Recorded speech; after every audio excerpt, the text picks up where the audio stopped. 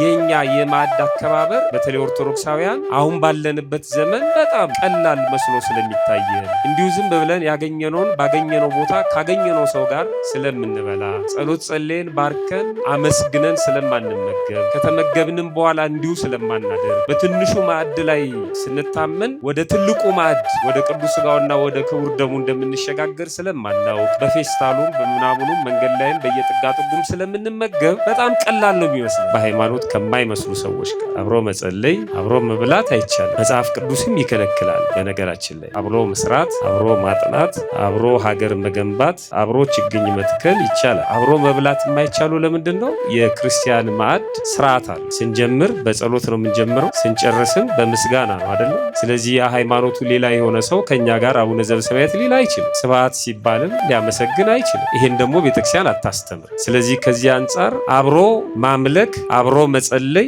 አብሮ እግዚአብሔርን መውደድ፣ አብሮ ሃይማኖትን መግለጥ ስላለበት ማለት ነው። አብሮ መብላት የፍቅር መገለጫ ነው። ኢትዮጵያውያን አብሮ የበላ አብሮ ይሞታል ይላሉ። በደስታ ጊዜ አብሮ የሆነ ሰው፣ በፍቅር ጊዜ አብሮ የሆነ ሰው፣ በመከራ ጊዜም አብሮ ይሆናል፣ አይለያይም ለማለት ነው። አብሮ የበላን ምንድን ነው የሚሉት? ቅዱስ ዮሐንስ አይሸረውም። ቅዱስ ዮሐንስ ማለት ዘመንን ማለት ነው። ዘመናቱ ሲቀያየሩ አብሮ የበላን ሰው ግን ዘመን አይቀይረውም። ግን እንደዚህ ነን ወይ? አብረውን ሲበሉ የነበሩ ሰዎች፣ አብረውን ሲኖሩ የነበሩ ሰዎች በፊት ለፊት ሳይሆን በማጅራታችን አላሉንም ወይ? አብረውን የሆኑ ሰዎች አልካዱንም ወይ? አብሬ እሞታለሁ።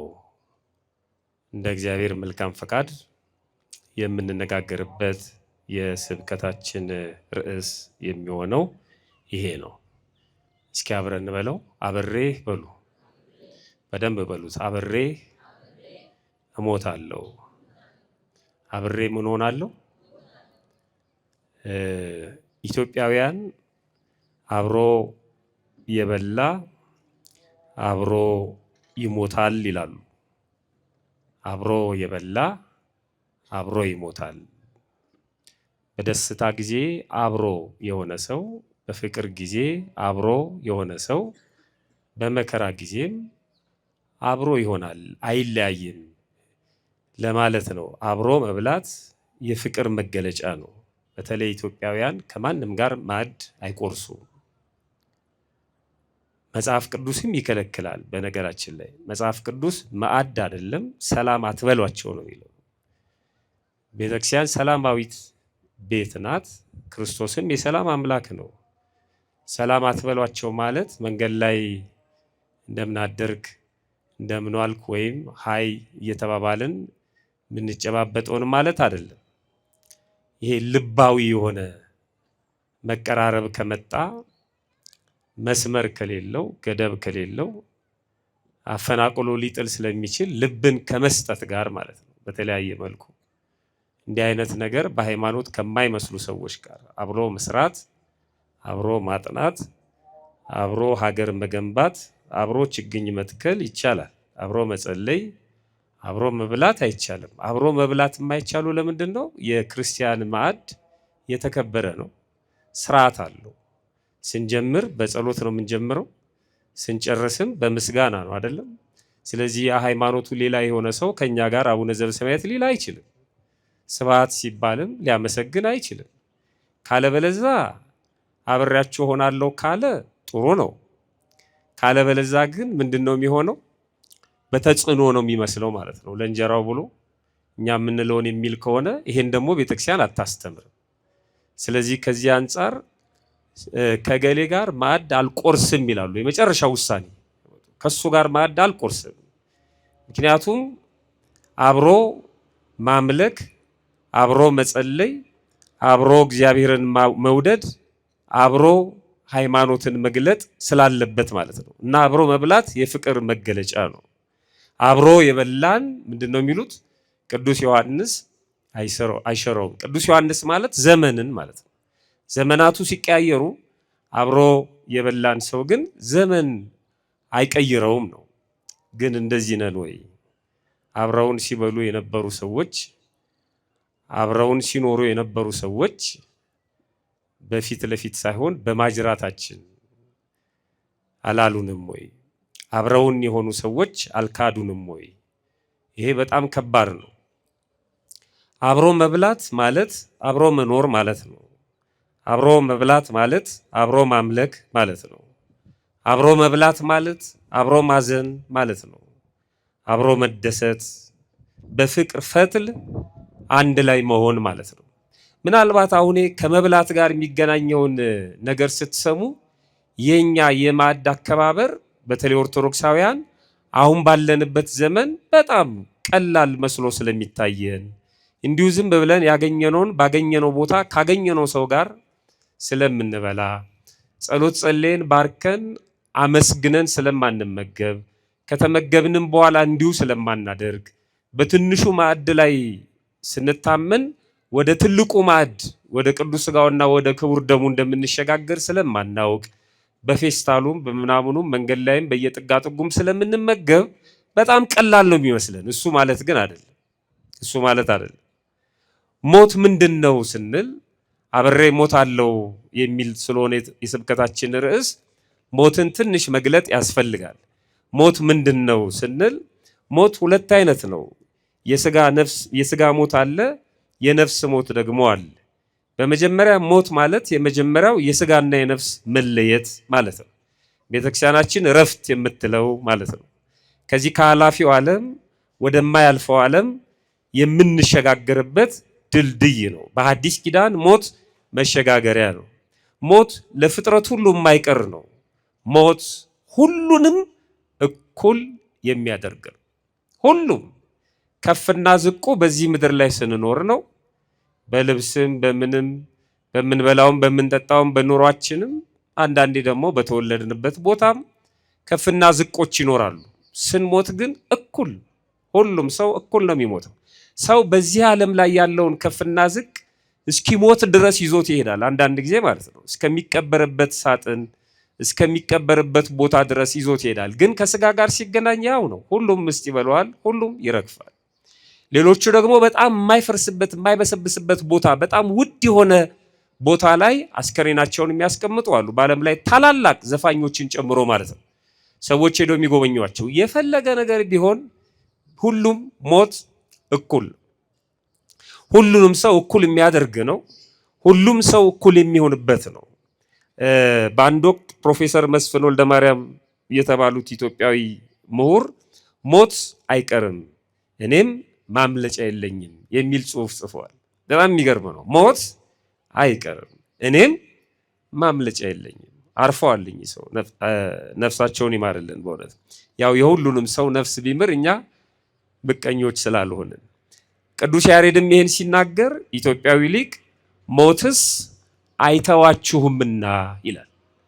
ሞት ከሥጋ የሥጋ ከነፍስ መለየት በዚህ ምድር ከዚህ ምድር በአፋ የምንሆንበት ስርዓት ወደ እግዚአብሔር የምንሄድበት ይሄ ሞት አይተዋችሁም ይላል። የማይሞት ልብ አድርጉ ምዕመናን፣ የማይሞት በዚህ ምድር ሕያው ሆኖ የሚኖር ሞትን ይለፈኝ የሚል ልክ እንደ አንዳንድ ጨዋታዎች ይህን ጥያቄ አልመልስም ይለፈኝ ብሎ ሰው ስለ ሕይወቱ ሲጠየቅ ወይ ከባድ ጥያቄ ሲጠየቅ ይለፈኝ እንደሚለው ሞትን ይለፈኝ የሚል በዚህ ምድር ላይ ሕያው ሆኖ የሚኖር የማይሞት የለም። ይሄ የእግዚአብሔር ቃል ነው። በዚህ በመዝሙር 89 ቁጥር 48 ላይ ሕያው ሆኖ የሚኖር ሞትንስ የማያይ ማን ነው ይላል። ልብ አድርጉ፣ እኛ ከሞትን በኋላ ሕያው ሆነ ነው የምንኖረው። ግን እየተናገረ ያለው የሥጋ ከነፍስ መለየትን ነው። ሁለተኛውን ሞትና ሁለተኛውን ሕይወት አይደለም። በዚህ ምድር ላይ ያለውን ሕያው ሆኖ የሚኖር የማይሞት ማን ነው? ነፍሱንስ ከሲኦል እጅ የሚያድናት ማን ነው ይላል። በገዛ ስልጣኑ በኃይሉ አልሞትም የሚል ማን ነው? ወደ ሲኦል አልገባም የሚል ማን ነው?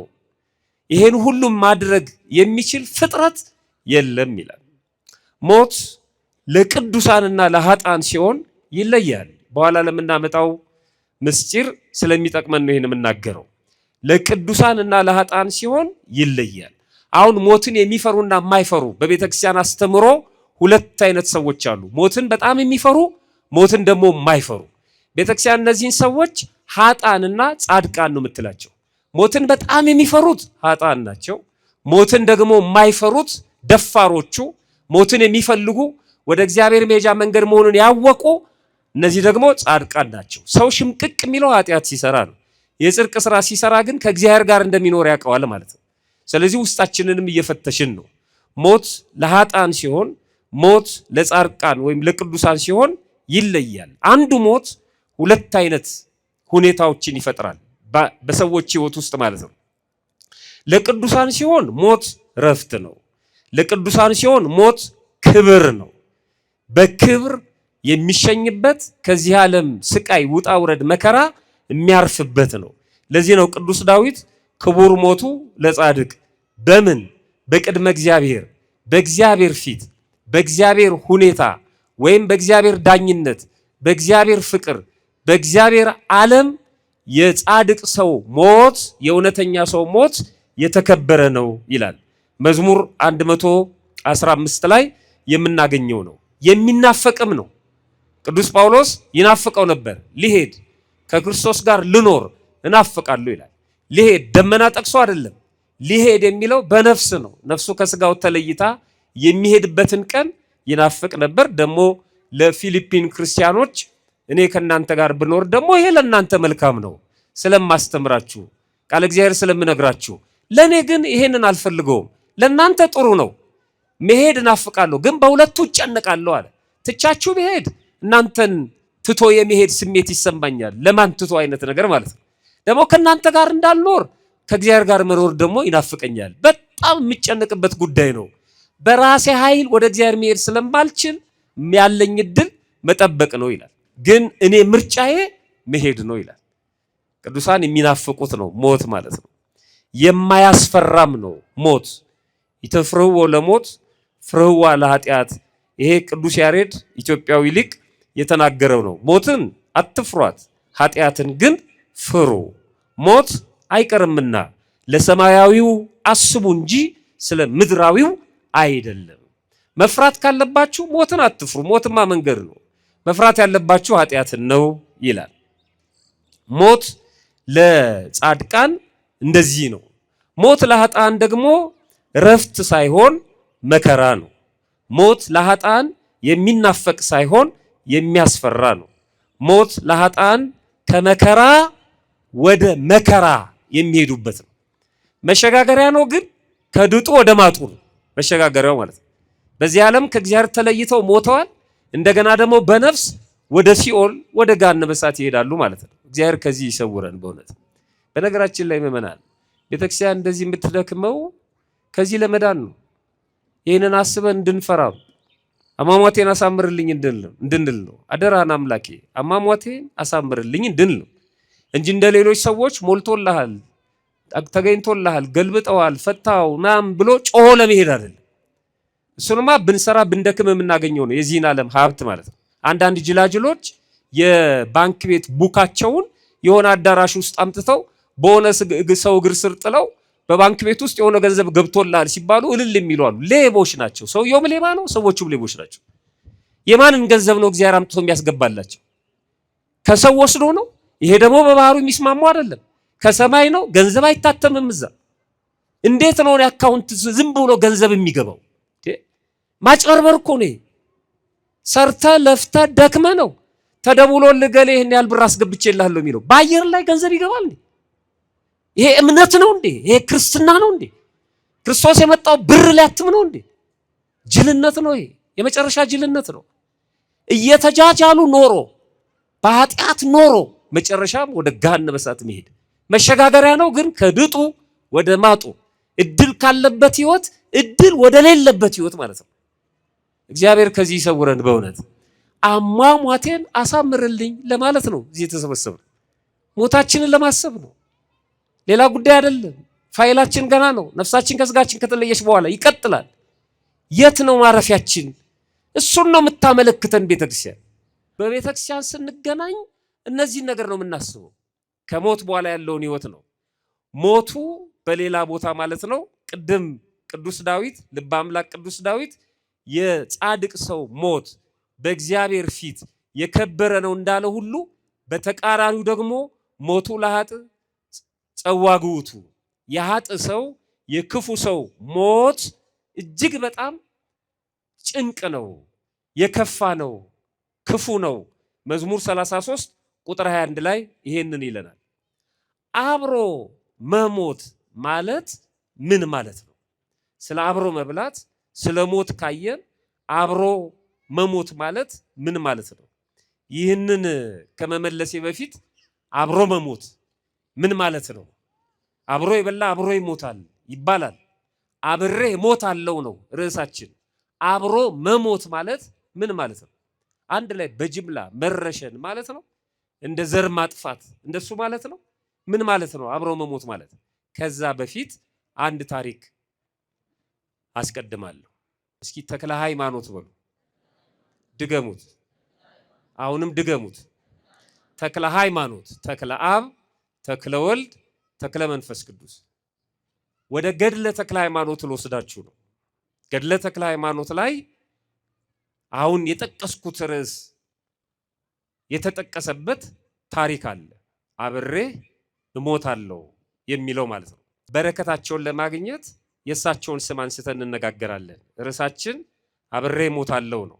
እዛ ገድል ላይ ከተጠቀሱ ታሪኮች አንዱ እንግዲህ ጻድቁ አባታችን አቡነ ተክለ ሃይማኖት በኢትዮጵያ ምድር እየተመላለሱ በማስተማር ይታወቃሉ። ሐዋርያ ናቸው። ሐዲስ ሐዋርያ ይባላሉ። በሐዲስ ኪዳን ጌታችን መድኃኒታችን ኢየሱስ ክርስቶስ ከመረጣቸው እና ካሰማራቸው ከሾማቸው 12ቱ ሐዋርያት ጋራ ክብራቸው እኩል ነው። ምክንያቱም ቀጥታ ክህነትን የተቀበሉት ከሰማይ ነው። ቀጥታ ማለት ነው። በሰው አይደለም የተካኑት፣ በመንፈስ ቅዱስ ነው። ስለዚህ ሐዲስ ሐዋርያ እንላቸዋለን። መንበራችንን የኢትዮጵያ መንበርም የሚጠራው በተክለ ሃይማኖት ነው። ሌሎቹ በመንበር ሲወዳደሩ ሮማውያን የቅዱስ ጴጥሮስ መንበር ነው ያለን ሲሉ፣ ሌሎቹም የቅዱስ ማርቆስ መንበር ነው ያለን ሲሉ ኢትዮጵያ በአፋ እንዳትሆን አባቶቻችን ይህንን አጥንተው የኢትዮጵያ መንበርም የተክለ ሃይማኖት መንበር ነው። ለዚህ ነው መንበረ ተክለ ሃይማኖት የሚል ስም ለቅዱስ ፓትርያርኩ ኢትዮጵያን ለሚመራው የኢትዮጵያን ቤተክርስቲያን ለሚመራ ፓትርያርክ እንዲሰየም ቅዱስ ሲኖዶስ የወሰነው ማለት ነው። መንበረ ተክለ ሃይማኖት የኛ መንበር መንበረ ተክለ ሃይማኖት ነው የሚባለው።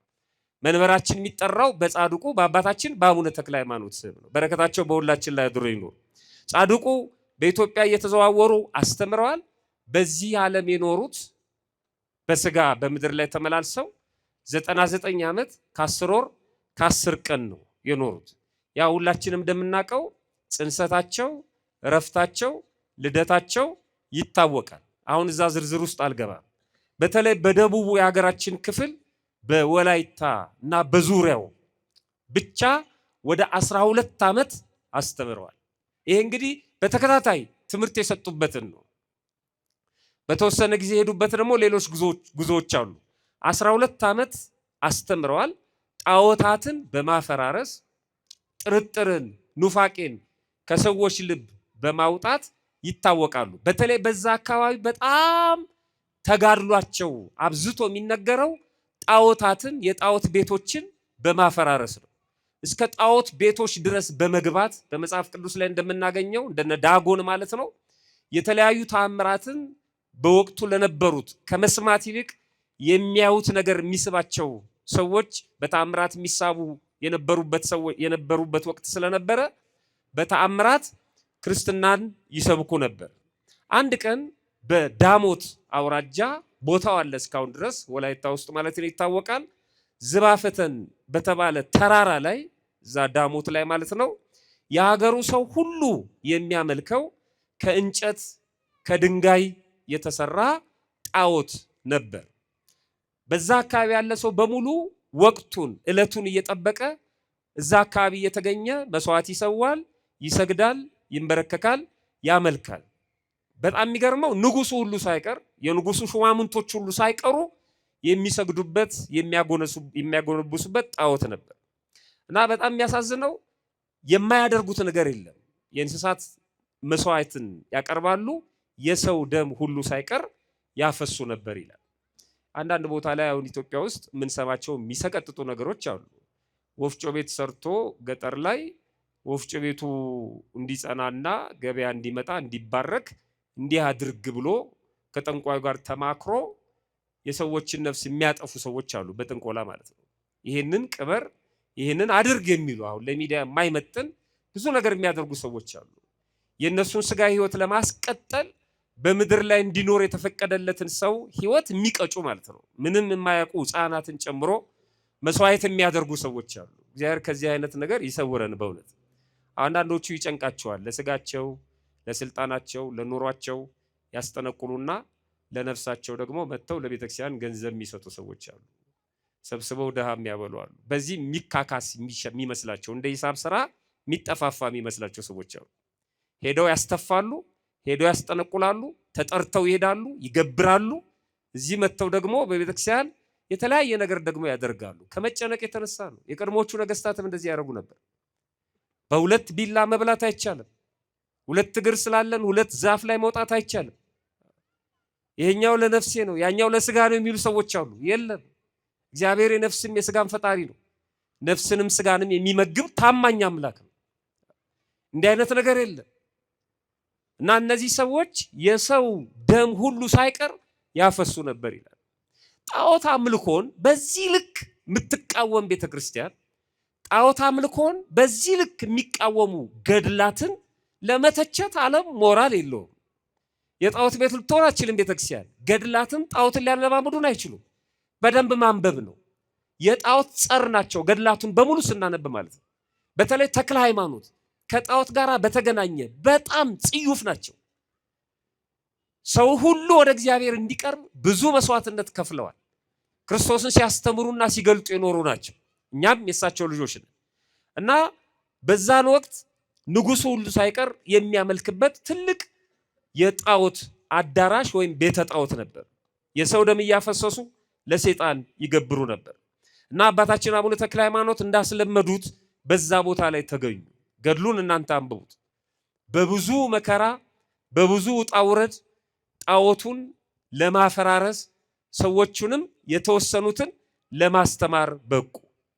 የሀገሩ ሽማግሌዎች ግን ጉዳዩ አስከፋቸው። ያ ይመለክ የነበረው ጣዖት በዛ ምክንያት እነሱ የሚፈሩበት የነበረው ምክንያታቸው እንዳልነበረ ሲሆን በጣም ተቆጡ፣ ተበሳጩ፣ ተጨነቁ እና በተክለ ሃይማኖት ላይ እርምጃ ለመውሰድ አሰቡ። ገድላቸው እንደዚህ ይላል። ገድላቸው የአቡነ ተክለ ሃይማኖት ገድል ገጽ 115 ላይ 36ኛው ምዕራፍ ላይ ሁሉም ኢትዮጵያዊ ተክለ ሃይማኖት ገድል ሊኖረው ይገባል። ምክንያቱም ኢትዮጵያዊ አባታችን ስለሆነ ማለት ነው። እና ቃል ኪዳኑ በጣም የሚገርም ነው የአባታችን የአቡነ ተክለ ሃይማኖት ገድል። እና እንደዚህ ይላል ገድሉ ላይ ከጥቂት ቀን በኋላ አባታችን ተክለ ሃይማኖትን ያዙት። የአገሩ ሰዎች ሽማግሌዎች መጥተው አገረ ገዢውን ጣዖታችንን ያጠፋ ይህንን ሰው ከንጉሱ ዘንድ እስክናደርሰው ድረስ እኛ መተን እስክንቀበልህ ድረስ አጽንተህ ጠብቀው አሉትና ለዛ ለወረዳው ገዢ ከተማ ከሆነ ደግሞ ለከንቲባው ማለት ነው አባታችን አቡነ ተክለ ሃይማኖትን አስረው ሰጡት አደራ። እኛ ሄደን ወደ ንጉሱ የማዕከላዊው መንግስት ያለበት ቦታ ስለሚርቅ የ3 ወር መንገድ ያስኬዳል። በጣም የሚገርም እዛ ሄደን ለንጉሱ ነግረን እርምጃ እስከሚወሰድበት ድረስ ይሄንን ሰው ጠብቅ ብለው ለሀገረ ገዢው ሰጡት። ቀፈረወድም ይባላል አገረ ገዢው እና ተቀበለ። የአደራ እስረኛ ማለት ነው። ምክንያቱም ህዝቡ በነቂስ ወጥቷል። ይሄም ሰው ጣዖት አምላኪ ነው። የሀገሩ ሽማግሌዎች ናቸው። በጣም ተቆጥተዋል። የሚያደርጉትን አድርገው ካንገላቷቸው በኋላ አባታችንን በአደራ መልክ አስረከቡ። እነሱ ወደ ንጉሱ ሊያመለክቱ ሄዱ። ምክንያቱም የመጨረሻውን ትእዛዝ የሚሰጠው ንጉሱ ስለሆነ። ይሄ ሀገረ ገዢ በጣም እድለኛ ነው። ልክ እንደ ጲላጦስ ታስታውሱ ከሆነ ጲላጦስ እሱ በሚፈርድበት አደባባይ ለፍርድ በፊቱ የቆመው የሰማይና የምድር ፈጣሪ በዓለም ሁሉ መፍረድ የሚችል ዳኝነት ወይም ስልጣን የባህሪው የሆነ ክርስቶስ ነው። ብቻውን ጲላጦስን ይሄ እድለኛ ያደርገዋል። ክርስቶስ ለፍርድ ቀረበ በተባለ ቁጥር ጲላጦስ ይነሳል። አይገርማችሁ? ሁሌ እድለኛ ነው። በሱ ኮርት በሱ ችሎት ክርስቶስ ነው የቀረበው። እንደ አንድ ትልቅ ፕሬዝዳንት ዓለምን የሚገዛ አንድ ፕሬዝዳንት ፍርድ ቤት ተከሶ ቢቀርብና እናንተ ዳኛ ብትሆኑ ከዛ ጡረታ ስትወጡ ወሬያችሁ ይሄ ነው የሚሆነው። የታወቀው የአሜሪካን ፕሬዝዳንት ታውቀዋለህ? ገሪያው እኔ እኮ ፍርድ ቤት አቆሜዋለሁ። ፎቶ ሁሉ እናሳያለን። ጲላጦስ ቢኖር አሁን እሱን ያሳየን ነበር። ይኸው ክርስቶስን እኮ እኔ ፊት አቆሜዋለሁ ብሎ ማለት ነው። በጣም እድለኛ ነው ማለት ነው። የሚገርም ነው። ይሄ ቀፈርወድም በጣም እድለኛ ነው። አባታችን አቡነ ተክለ ሃይማኖትን ለመዳኘት ወደ ቤቱ ይዟቸው እንዲሄድ በቤቱ ውስጥ እስረኛ እንዲሆኑ እግዚአብሔር ፈቅዶለት ማለት ነው ወሰዳቸው ወደ ቤቱ። በድሮ ጊዜ እንደዚህ ነበር። በጣሊያን ጦርነትም ጊዜ እስረኞችን የሚከፋፈሉት መኳንንቱና መሳፍንቱ ነበሩ። ጣሊያኖች ሲማረኩ ምክንያቱም እነሱን ሁሉ የሚያጉር በቂ እስር ቤት ስለሌለ ባላምባራስ ገሌ 5 ውሰድ፣ ፊታውራሪ ገሌ 3 ውሰድ እየተባለ ማለት ነው እስረኛ ይከፋፈላሉ ማለት ነው። እንደውም አንድ ባለስልጣን አንድ እስረኛ ጠፍቶባቸው አንድ ጣሊያን እና ወደ አጤ ሚኒሊክ ቤተ መንግስት መጡ እና ዝም ብለው አይናቸው ይቀላውጣል ወደዚህ ወደዚህ ይላሉ። እና አንድ ባልንጀራቸው እንዴ ምን ሆነው ነው ገሌ ሲላቸው አንድ ፈረንጅ ፈልጌ ነው። እንዴ ለምን? የሰጡኝ ንጉሱ የሰጡኝ እኮ ከይሄን ያህል ቁጥር እስረኛ አንድ ፈረንጅ አንድ ጣሊያን ጎደለ። ታዲያስ በቃ አንዱን ፈረንጅ አስገብቼ እዛ አቀላቅለዋለሁ ምን አገባኝ። እና ፈረንጅ ነበር የሚፈልጉት ምክንያቱም ይቆጠራል፣ ከባድ ነው። ጣሊያን ይሁን ጀርመን ይሁን አይመለከታቸውም እነሱ እና በሰዓቱ ማስረከብ ስለነበረባቸው። ስለዚህ እንደሱ ስለነበር ነው ይሄ ባለስልጣንም አባታችን አቡነ ተክለ ሃይማኖትን ይዞ ወደ ቤቱ ሄደ። በ3 ወር ቆይታ ውስጥ ግን በጣም የሚገርም ነገር ተደረገ። የአካባቢው ሰዎች በሙሉ ለማየት በሚመጡበት ጊዜ በፊታቸው ጸጋ ባላቸው ሞገስ እየተማረኩ በቃለ እግዚአብሔር እየተማረኩ የእግዚአብሔርን ቃል ያስተምሯቸው ነበር ተክለ ሃይማኖት። በዚህ ሰው ቤትም የታመመ ልጁ ነበር። ያ ልጁ ሁሉ ተፈወሰ። በመንደሩ በሙሉ ያሉ በሽተኞችን ያመጡ ጀመር። እነዛ በሽተኞች በሙሉ ይፈወሱ ነበር ይላል። ታላላቅ ታምራትን አባታችን አቡነ ተክለ ሃይማኖት ማድረግ ጀመሩ። እስሩ የቁም እስር ነበር፣ ግን ይሰብኩ ያስተምሩ ነበር። በአንድ ጊዜ ከአካባቢው ጋር ተግባቡ። እግዚአብሔር ሞገስ ስለሆናቸው ማለት ነው። አገረ ገዢው ልቡ ቅን ነው እና በሚያደርጉት ታምራት በሚሰብኩት ስብከት አመነ ይላል።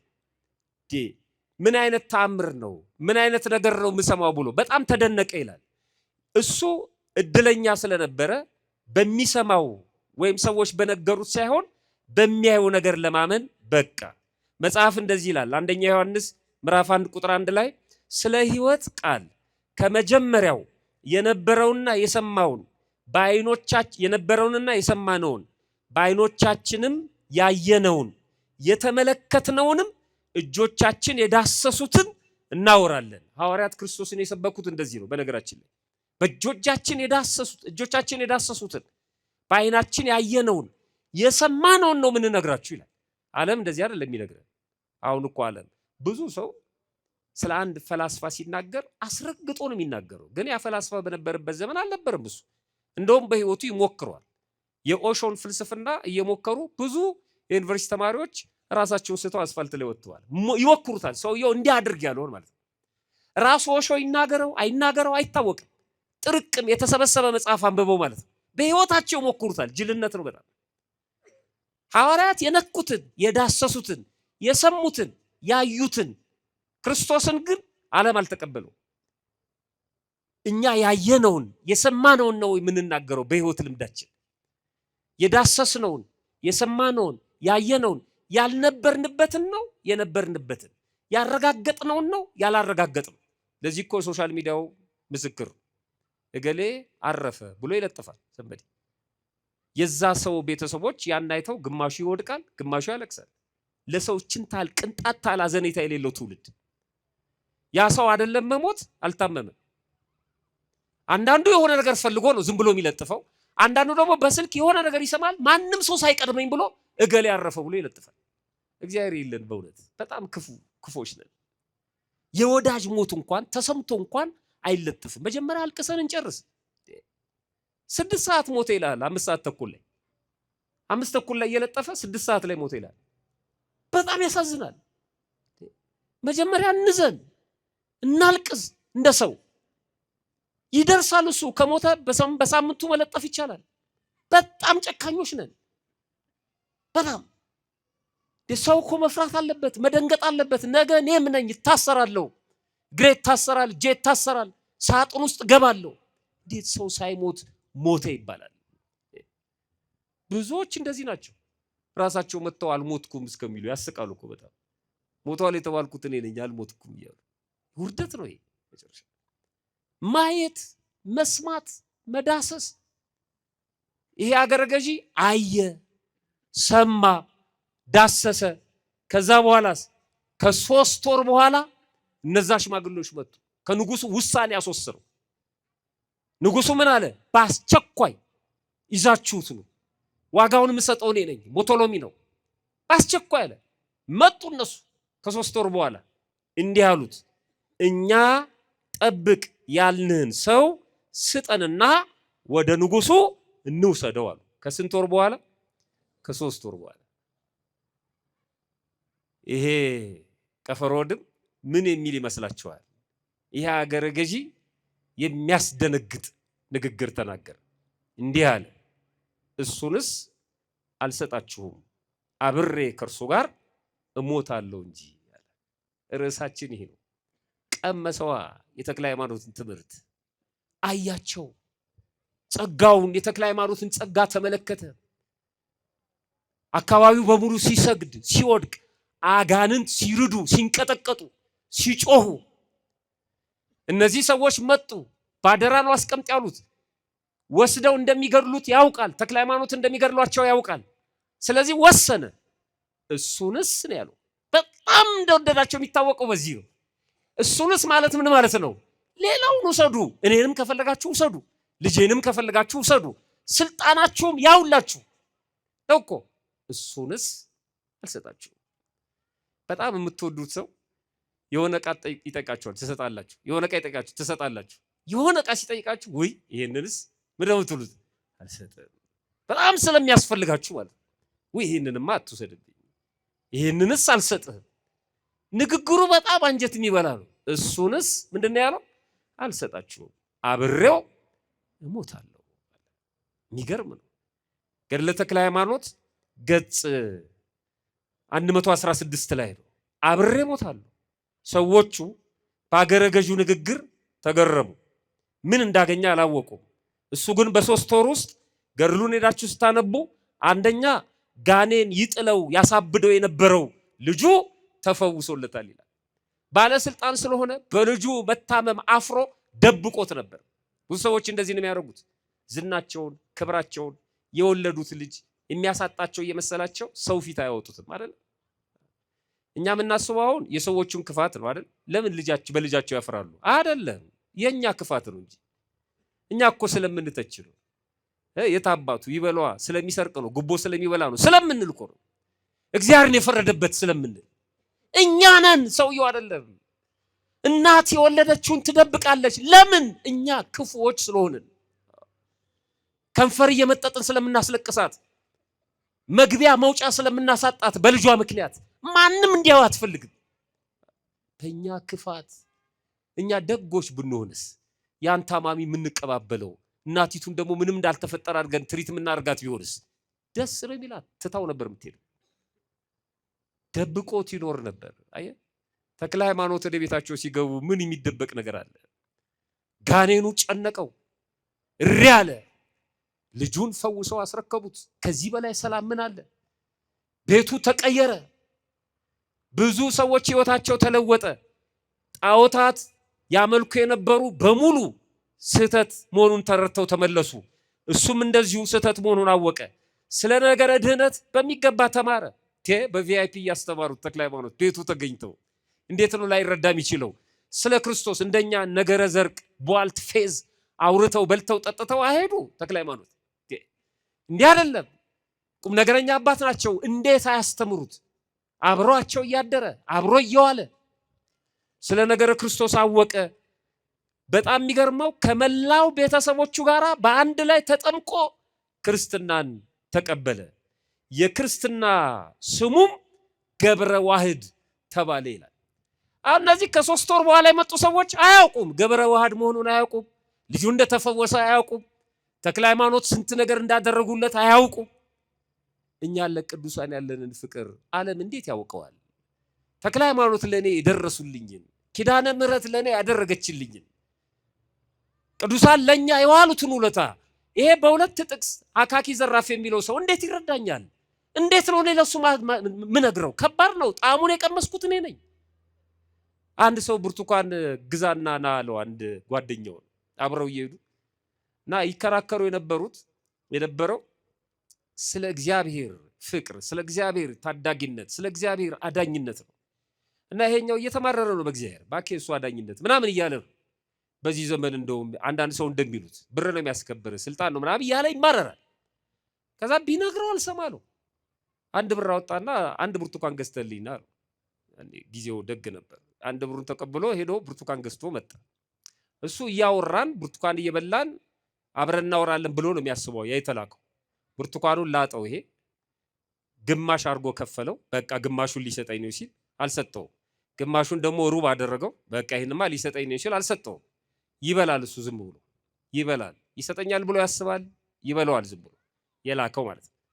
በልቶ ከጨረሰ በኋላ ትንሽ ሶፍት ነገር ይኖራል አሉ። አዎ ሰጠው። ጠራረገ አፉን።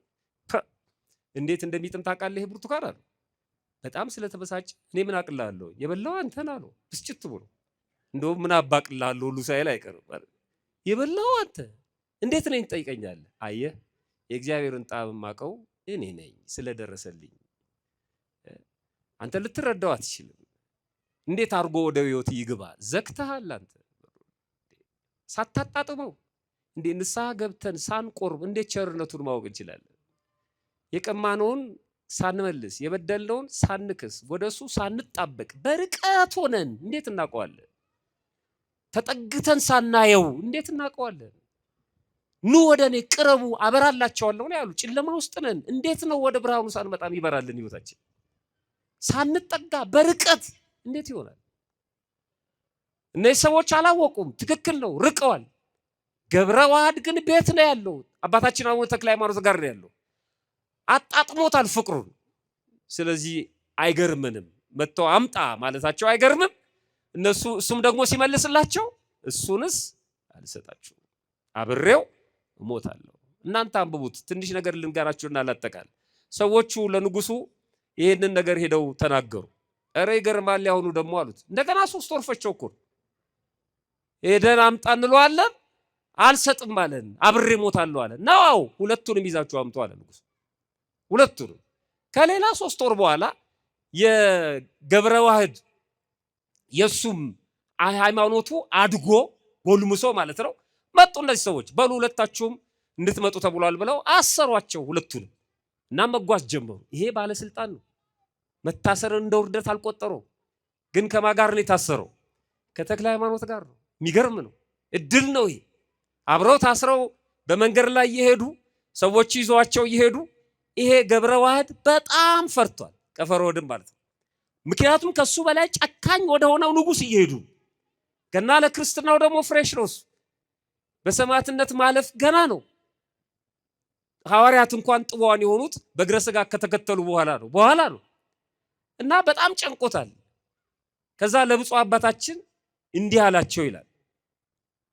ብፁዕ አባታችን አቡነ ተክለ ሃይማኖትን በመንገድ እየተጓዙ ሳሉ አባታችን ንጉሱ በአንዲት ሴት ምክንያት ለ25 ዓመታት አእምሮውን አጥቷል። አንተ ብትፈውሰው ሁለታችንንም ይለቀናል አለ። እቺ ነገር የፍርሃት ምልክት ነች። እንደሄድክ ፈውሰው፣ አእምሮውን ስቷል። ሞቶሎሚ እንዴት ነው አእምሮውን የሳተው? ገድሉን አንብቡ። ወደዛ ታሪክ አልሄድም። እንደሄድክ ብታድነው ሁለታችንንም ይለቀናል አለ። ከዛ አባታችን አቡነ ተክለ ሃይማኖት ፍርሃት እንደሆነ አውቀው እንዲህ አሉት ይላል። ገብረ ዋህድ ሞትን ትፈራለህ እንዴ አሉት። ምን እያለ ነው? አብሬ ሞታለሁ ብሏል አይደለም? አሁን ደግሞ ንጉሱ እንዳይገድለው እንዲለቀን ንጉሱን ፈውሰው። ጥባቱ ገና ነው። የተናገረውን ንግግር እየፈጸመ መሄድ ነበረበት። ችግር የለም አብሬ ሞታለሁ ያለ ሰው ይሄዳ አይጠራጠርም። እንደዚህ ቢሆን 3 ሕፃናት ወደ እሳት እየወሰዷቸው ይጠራጠሩ ነበር። እግዚአብሔር ያድነናል፣ ግን ባያድነንም አንተ ላቆምከው ምስል አንሰግድም አሉ አይደል? ከዛ እኮ እሳቱ ነደደ። ከዛ ወታደሮቹ አሰሯቸው። ከዛ ተሸከሟቸው። እንዴ ይሄ እግዚአብሔር እስካሁን አይመጣም እንዴ ብለው ሐሳብ አልቀየሩ። ወደ እሳቱ እየሄዱ ነው፣ አልቀየሩም። እናንተ ብትሆኑስ? ከባድ ነው። የት አለ እግዚአብሔር? እስክንጣል ነው እንደሚጠብቀው አላሉ። ገብረ ዋህድ ግን እዚህ ደረጃ አልደረሰም እና እባክህን ብሎ ነው ልመና ያቀረበው። ብትፈውሰው ይለቀናል። ገብረ ዋህድ ሞትን ትፈራለህ እንዴ አሉትና አይዞ ፈጣሪያችን በንጉሱ እጅ አይጥለንምና አትፍራ። እግዚአብሔር እንደዚህ ይበለን ሁላችንን። በእውነት ተክለ ሃይማኖት ናቸው እኮ ማን? እግዚአብሔር በማን ፊት? በንጉሱ እጅ አይጥለንም። ስለዚህ አትፍራ። እና ቅዱሳን እንዴት ነው ክርስቶስን የማይሰብኩት? በእኔ ፊት ምንም አትሆንም እኮ አላሉም ተክለ ሃይማኖት። በእግዚአብሔር ፊት ምንም አንሆንም፣ ወደ እግዚአብሔር ነው የሚመሩት። አትፍራ አሉት። ንጉሱ ያው ሞቶሎሚ በአቡነ ተክለ ሃይማኖት እናት ምክንያት ነው ያበደው። ለአቡነ ተክለ ሃይማኖት የራሳቸውን ታሪክ ነው የሚነግራቸው። እሳቸው ያውቁታል። በእሳቸው እናት ምክንያት ነው አቅሉን የሳቱት። ይሄንንማ አውቀዋለሁ ምናምን አላሉ። ዝም ብለው ነው የሚሰሙት። ከዛ መጨረሻ ላይ ሄዱ፣ ወሰዷቸው፣ በንጉሱ ፊት ቀረቡ። ባጭሩ ነው ምነግራችሁ። ከዛ በንጉሱ ፊት ቀረቡ። ንጉሱ ምን አደረገ? በሎ ያዟቸውና 10 ሰዎች አምጡ፣ ማነው ቀፎ፣ የንብ ቀፎ አምጡ፣ ሁለቱንም በንብ ቀፎ ውስጥ ክተቷቸውና ከተራራ ላይ ጣሏቸው አለ፣ አዘዘ ማለት ነው። እና መጀመሪያ 10 ሰዎችን መረጠ። እነዛ 10 ሰዎች 5 ሆነው ተሸክመው አቡነ ተክለ ሃይማኖትን በአንድ ቀፎ፣ ገብረ ዋህድን በአንድ ቀፎ አድርገው ተራራው እስካሁን ይታያል፣ ወላይታ ውስጥ ማለት ነው። እዛ ከተራራ ላይ ወደ ታች ወረወሯቸው ይላል። ግን መልአኩ ቅዱስ ሚካኤል ታዘዘና በክንፉ ተቀብሎ መሬት አሳረፋቸው፣ ምንም ሳይሆኑ ማለት ነው። ከዛ በኋላ ከነዛ ከጣሏቸው ሰዎች ቀድመው በንጉስ ፊት ተገኙ። የጣልከን በእግዚአብሔር ቸርነት ግን ተርፈናል ብለው መሰከሩ። እነዛ 10 ሰዎችም መጡ፣ ይሄንኑ ተናገሩ። አይደለም አለ ንጉሱ፣ አልጣላችኋቸውም፣ ውሸታችሁን ነው። በሉ አሁን አለ እነዚህን 10 ሰዎች አድርጋችሁ እንደገና ደግሞ ሁለቱንም አድርጋችሁ 12ቱንም ማለት ነው ሌላ 24 ሰዎችን አዘጋጅቶ ወደዛው ገደል እንዲጥሏቸው አዘዘ ይላል። አሁንም በእግዚአብሔር ቸርነት ከዛ ከተጣሉበት ተራራ ተረፉ ይላል። ገድሉን እናንተ አንብቡት። ከዛ መጨረሻ ላይ ንጉሱ በጣም ተበሳጨ ይላል። በዚህ ብስጭት ብቻ ከ300,000 በላይ ሰው አስገድሏል ይላል። ተናዶ ተቆጥቶ ማለት ነው። እንዴት ሊተርፍ ይችላል ብሎ እና ብዙ ታሪክ ነው ያለው። መጨረሻ ላይ ገብረ ዋህድንም አባታችን አቡነ ተክለ ሃይማኖትንም እስር ቤት ወረወራቸው እና ንጉሱ አቅሉን ሲስቶ ሲያብድ ሲጨነቅ ይሄ ገብረ ዋህድ ያየዋል እና ጠጋ ብሎ ወደ ንጉሱ ገብረ ዋህድ እንዲህ ብሎ ተናገረ ይላል። ገድሉን ስታነቡ ንጉስ ሆይ ለምን እንደዚህ ትጨነቃለህ? በፈጣሪው ብታምን እኮ ይሄ ሰው ባዳነ ነበር አለው ይላል። ምዕመናን አሁን ገብረ ዋህድ ራሱን ከማዳን ወዴት እየተሸጋገረ ነው? ሌላው ሰው ወደ ማዳን። ይሄ ደግሞ በቤተክርስቲያናችን ትምህርት ምን ይባላል? ምልጃ ነው። እያማለደ ነው። ማንን ነው የሚያማልደው? ንጉሱ። ከማ ጋር እያማለደው ነው? ከጻድቁ ጋር። ለምነው እሱ ያድናል። ለምን ትጨነቃለህ? ምክንያቱም ሲያድሉ አይቷል። መንደር ውስጥ 3 ወር 6 ወር የራሱ ልጅ እንዴት እንደዳነ ያውቃል። እና ለምነው እናንተ ጸበል ተጠምቃችሁ ድናችሁ ጠጥታችሁ ተፈውሳችሁ ለሌላ ሰው እንደምትናገሩት ግዴለም ጸበል ጠጣ እንደምትሉት ማለት ነው። በልበ ሙሉነት ግዴለም ንገረው አለው። ንጉሱ ቀረባለና ለዚህ ለገብረ ዋህድ የሚገርም ምላሽ ሰጠው። ዝም በል አንተ ደግሞ ምናምን አላለው። ጠጋ ብሎ እንዲህ አለው፣ ቀድሞስ ማመኑንማ ባመንኩ ነበር፣ ነገር ግን ይላል ለምን እንደዚህ ትሆናለህ?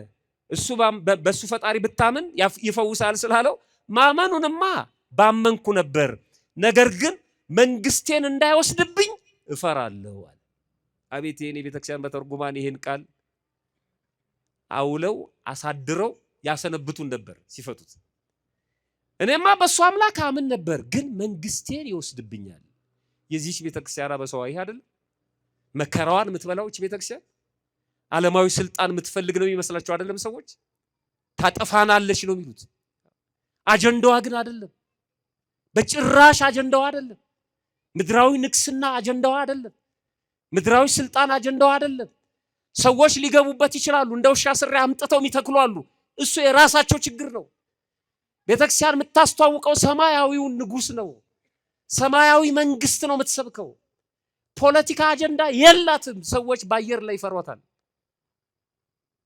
ይሄን አትቀማ ምን ያደርግላታል? ምድራዊ ንግስና ምን ይሰራላታል? እሷ ሌሎች ትተው ከቤተ መንግስት እኮ ወደ ገዳም ሄደዋል።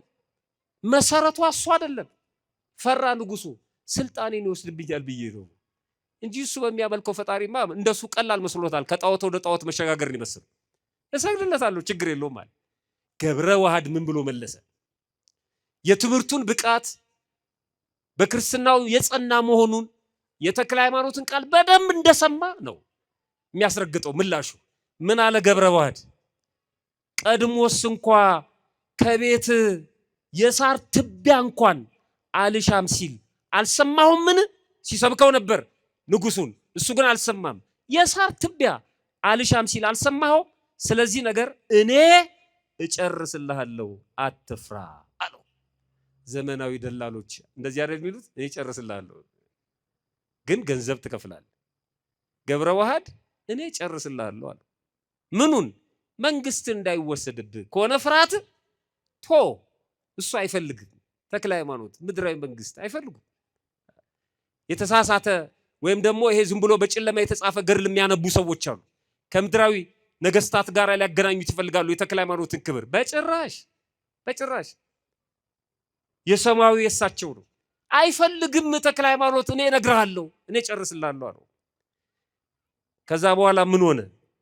እናንተ አንብቡት እስከ መጨረሻው ድረስ። ንጉሱ አምኖ ተጠምቋል። አይገርማችሁም? ገብረ ዋህድ በተክለ ሃይማኖት ምትክ መንኩሶ ገብረ ዋህድ ማለት ነው። በተክለ ሃይማኖት ምትክ እዛ ደብረ ዳሞ ላይ ያለውን ገዳም ለማስተዳደር በቅቷል። ለ12 ዓመት ማለት ነው። 12 ዓመት አካባቢውን በርዕሰ አበውነት መርቷል፣ ወይም ደግሞ በገዳም አበምኔትነት መርቷል ገብረ ዋህድ ማለት ነው። ያንን አካባቢው ወደ ክርስትና ቀይረውት በዛ ገዳም ብዙ መነኮሳት እንዲሰበሰቡ ተደርጎ በተክለ ሃይማኖት ትምህርት፣ ከዛ እሳቸው ወደ ሌላ ቦታ ሲሄዱ ገብረ ዋህድን ተክተው የገዳሙ አበምኔት ሆኖ አስተዳድሮ አርፏል። ከዚህ አባት ረድኤት በረከት ያሳትፈን። በእውነት አብሬህ ምን ሆናለሁ ነው ያለው? አብሬህ እሞታለሁ። እኛ ከአባታችን ከአቡነ ተክለ ሃይማኖት ጋር አብረን መሞት አንፈልግም? አብሮ መሞት ማለት ምን ማለት ነው? አብሬ እሞታለሁ ስንል ጻድቁ የሚያምኑትን እምነት አምናለሁ፣ ጻድቁ የሚከተሉትን መንገድ እከተላለሁ፣ እንደ ተክለ ሃይማኖት ለእግዚአብሔር እገዛለሁ፣ እንደ ተክለ ሃይማኖት በተጋድሎ እተጋለሁ፣ እንደ ተክለ ሃይማኖት ትሁት እሆናለሁ፣ እንደ ተክለ ሃይማኖት ለሰው አዝናለሁ ማለት ነው። የተክለ ሃይማኖትን እምነት አድርጌ የተክለ ሃይማኖትን አምላክ አድርጌ በሃይማኖቴ እጸናለሁ ነው። አብሬ ሞታለሁ ነው። አብሬ ሞታለሁ ማለት እሱ ነው። በጻድቁ ቤት ተወልዶ በጻድቁ ቤት አድጎ በጻድቁ ጓሮ መቀበር ማለት ነው። አብሮ መሞት ማለት በተክለ ሃይማኖት ቤት፣ በተክለ ሃይማኖት ግቢ፣ በተክለ ሃይማኖት ግቢና ቤት ማለት ቃል ኪዳን ቅጽሩ ማለት ነው። በሱ ኖሮ እስከ መጨረሻ ድረስ አምኖ መሞት ማለት ነው። አብሮ መሞት። አንዳንድ ሰዎች አብረው ይኖሩና አብረው የሚበሉት ከሌላ ጋር ይሆናል። አብረው ኖረው አብረው የማይሞቱ አሉ። አብረው በክርስትና ይኖራሉ፣ በሞታቸው ጊዜ ደግሞ አስከሬናቸው ሲንከራተት እናያለን። ቤተክርስቲያን እንዳይቀበር ሆኖ ማለት ነው። እግዚአብሔር ከዚህ ይሰውረን። በእውነት እሱ አብሮ መሞት አይደለም። ከቅዱሳን ጋር አብሮ መሞት እሱ ነው። አንተ በዚህ በገድላቸው ላይ እንደዚህ ይላል፣ አንተ ከተቀበርክበት ቤተክርስቲያን፣ አንተ ከተቀበርክበት ቤተክርስቲያንም በታነጸበት ቦታ የተቀበረ ሁሉ በእኔ ዘንድ ዋጋ አለው። ገሃነምን አያያትም፣ የገሃነም እሳት ከቶ አያይም። ስሙ በሕይወት መጽሐፍ የተጻፈ ነው። ስሙ በሕይወት መጽሐፍ ያልተጻፈ ሁሉ በቦታ አይቀበርም ይላል። አይገርም? እድል ነው ከተክለ ሃይማኖት ጋር ኖሮ ከተክለ ሃይማኖት ጋር መሞት። ከተክለ ሃይማኖት ጋር መሞት ማለት በገዳማቸው ብቻ መቀበር አይደለም። እሱ በሕይወት መጽሐፍ የተጻፈ ነው ይላል። ብዙ ሰው ወደ ተክለ ሃይማኖት ገዳም አስከሬን ወስዳችሁ ቅበሩ ይላል እና እዛ ስለተቀበረ ብቻ የሚጸድቅ ሰው አለ። ይሄን ቤተክርስቲያን አታበረታታም። በነገራችን ላይ ኑዛዜ የምትሰጡ እናቶች አባቶችም ለቤተሰብ ማዘን አለባችሁ። እንደው ከሞትኩ በኋላ የራሱ ጉዳይ ብላችሁ አይደለም። የቀድሞዎቹ አመቻችተው ነው። ለቀብራቸው አመሻሽተው ለጉዞ አመሻሽተው ሁሉን አድርገው ከንስሐ አባታቸው ጋር ተነጋግረው እዚህ ጋር እንደዚህ ያለ እዚህ ጋር እንደዚህ ያለ ብለው ስሞት እዚህ ልቀበር። ያሁን እኮ ምንም ነው፣ ዝም ብሎ ብቻ ተናዞ አይጧ እንዳለችው ነው ይባላል። አይጧ ልትሞት ስትል ብዙ አይጦች ከበው ምን አለች አሉ? ፍትሐቴ ጎንደር እንዲሆን አለች። ቀብሬ ደግሞ ደብረ ሊባኖስ። ማነች? አንድ ሽማግሌ አይጥ ኧረ ተይ እባክሽ አላት። እንዲህ አይነት ትዕቢት አሁን ይሄን ማን ይሰማኛል ብለሽ ነው ስትባላ፣ አይ እንደው ለደንቡ ብዬ ነው። ለደንቡም ቢሆን አታውሩ። ለምንድን ነው ቋሚ የሚሰቃየው? እዛ ደብረ ሊባኖስ የተቀበሩ አስከሬኖች ልክ ቀብራችሁ ዞር ስትሉ የገዳሙ አባቶች ሲናገሩ ቀባሪው ከሄደ በኋላ ኃይለኛ ድምጽ ይሰማል። ሳጥኑ ወደ ታች ይወርዳል፣ አፈሩ ይመለሳል። እንደዚህ እና ተቆፍሮ ሲታይ ሳጥኑ የት እንደገባ አይታወቅም። በሕይወት መጽሐፍ የማይጻፍ መጀመሪያውን እዛ አይቀበርም። ያው ገድሉ ነው የሚለው። ቢቀበርም ሳጥኑ ይሸሻል። መሬቱ ዝም ብሎ አይደለም። ገድሉ ላይ የተጻፈው ዝም ብሎ አይደለም። ስለዚህ አብሮ ለመቀበር አብሮ መኖር፣ ተክለ ሃይማኖት በሚያገለግሉበት መቅደስ ማገልገል፣ ተክለ ሃይማኖት የሚያመልኩትን ክርስቶስን በትክክል ማምለክ፣ ይቀበሉት የነበረውን ቅዱስ ሥጋና ክቡር ደም መቀበል፣ ይፈትቱት የነበረውን ቅዱስ ሥጋና ክቡር ደም በንጽህና በቅድስና መፈተት፣ ከተክለ ሃይማኖት ጋር መኖር፣ ከተክለ ሃይማኖት ጋር መሞት፣ ከተክለ ሃይማኖት ጋር መቀበር። ማንም መደዴ ተነስቶ ስለ ቅዱሳን ሲናገር እሱንስ አልሰጣችሁም አብሬ እሞታለሁ። ፈጣሪያችን በቸርነቱ ሰምቶ ከመጥፋት ያድነን፣ ይቆየን።